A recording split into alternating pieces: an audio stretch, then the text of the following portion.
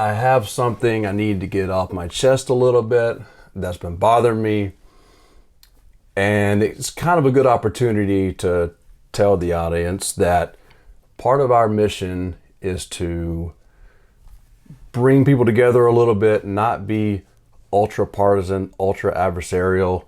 I lean maybe a little left, you lean a little right, but part of our view is that you can agree with the other side on a given issue. Right. And so as much as I'm trying to not be too mean, but as much as I have issues with the current president, I have to give credit to the administration and to Betsy DeVos for their rules that they issued this week pertaining to sexual misconduct on college campuses. What the Obama administration had implemented, and again, so although I lean a little left, just like you can give credit to the other side, you can also disagree with your own side and call it for what it is. So anyway, the Obama administration had handed down some rules pertaining to discrimination, sexual discrimination on campuses.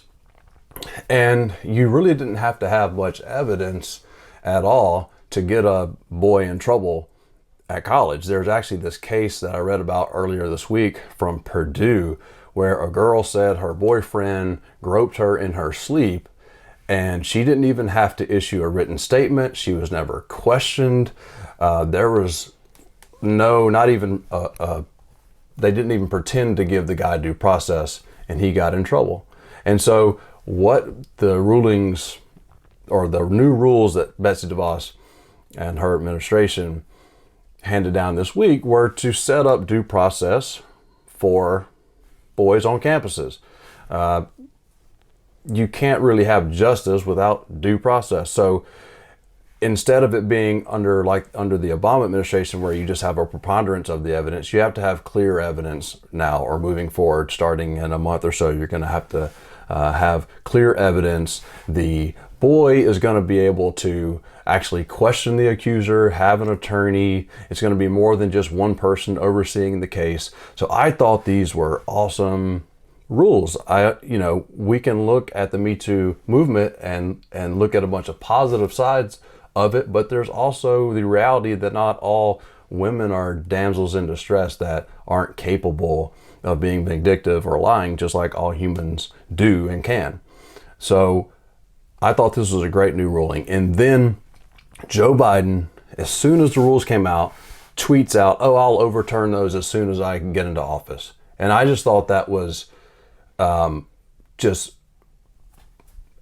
don't know what else to say other than like a petty beta male pandering move. And I'm sick of that from the Democratic candidate.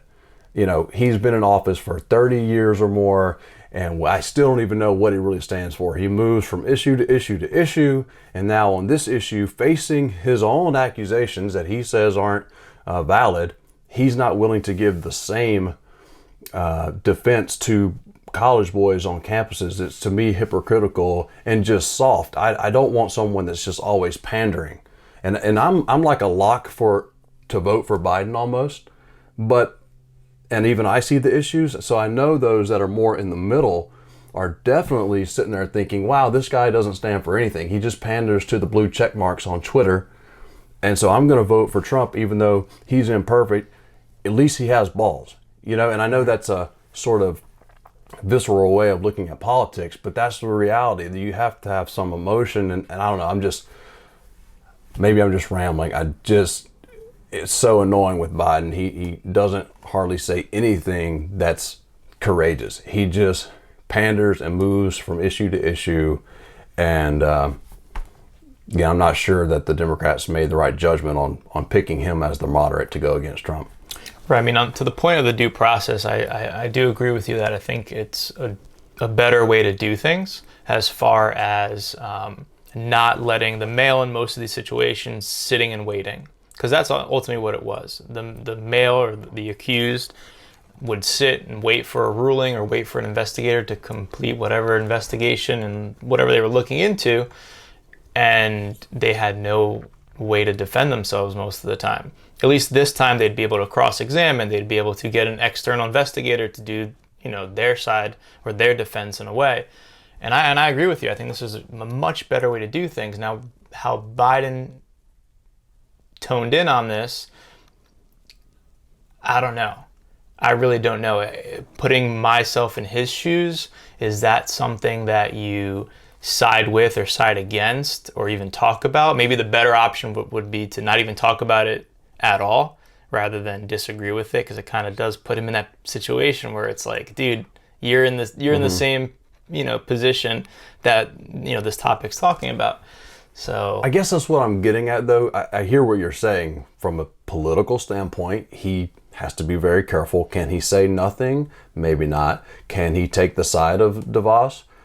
Maybe not. But at some point, you have to be willing to actually say something that you believe and be real, you know? And that's what I feel like is missing. And that was the whole issue with Hillary, is it's just a canned politician. Very, of course, you might not could blame her from all that she had gone through in her career, but she wasn't able to really say anything. Even when Trump's creeping up behind her on stage, she won't turn around and confront him. Right. And so the whole point of having Biden maybe at that time is maybe he could have, since he wasn't a female that might have to deal with being labeled an angry woman, maybe he could have turned to Trump and snapped. But now we have Biden, and he still doesn't seem like someone that I can really get behind and want to make phone calls for and canvass for. And when he does snap, it's at the wrong time on some worker, in a hard hat. So. Well, would you say that is the position of the left in the past 4 years? No matter what the right puts out, no matter what this current administration puts out, you got to go against it? I mean, isn't that the position? In my view, that's what I see. No matter what Trump does, he can save a baby. You know what I mean?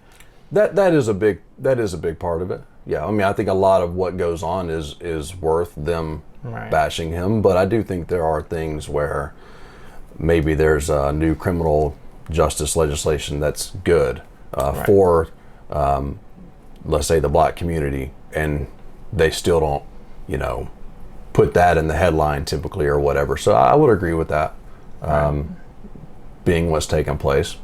Right.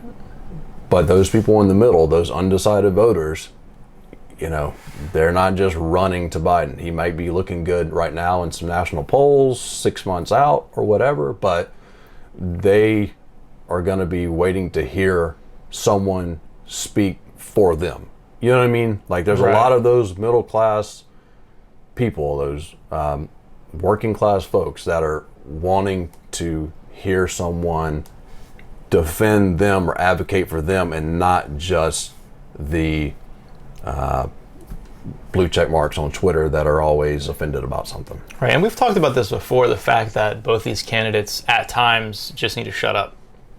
You know what I mean? That's kind of where my stance is, where I think for his, political motive here, probably saying nothing about it was probably the best choice, just like Trump should sometimes say nothing about certain topics.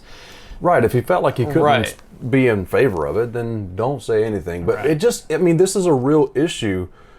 It's not some fake thing. Like, boys, and I suppose could be women that get accused of sexual misconduct too, but typically we're talking about boys on college campuses. Like, they could truly have a athletic or academic career ruined or lessened with these accusations. It's not some pretend thing that would never happen. Especially if you're Biden and you believe you've been falsely accused, you of all people, I would think, would understand the need for such due process to be, for these rules to be made better. Yeah. So I think it's a positive step for the country, regardless of party. And here he comes, to me, what I view as pandering, and it's what I think a lot of Americans are tired of, and it's part of where Trump gets his power. So I would like someone to do that.